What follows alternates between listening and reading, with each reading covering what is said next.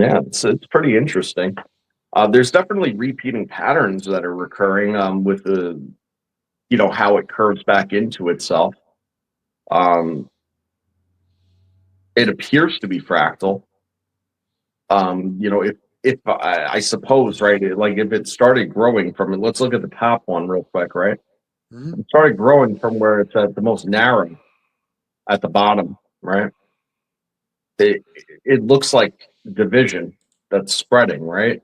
So Yeah. it looks like it's getting proportionally larger.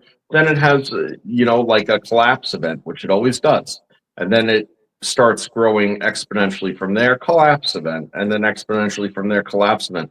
That's where you get your curvatures from. That's where you get your deviation in the width, where it kind of comes in at certain points and then goes back out readily.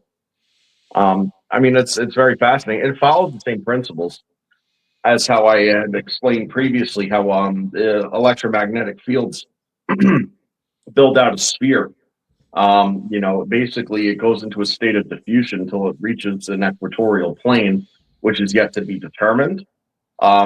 It reaches a certain level of diffusion where the process basically collapses and reverses, and then starts going in its in the reverse manner by orders of magnitude, right? That's how it works. So it increases in the orders of magnitude and then decreases in orders of magnitude. And that's where the fractal pattern comes from. Yeah, I mean that's where the variation in the fractal pattern comes from when it expands and collapses and then starts to expand again. Yeah, Hmm. because it's growing out on the surface, you're seeing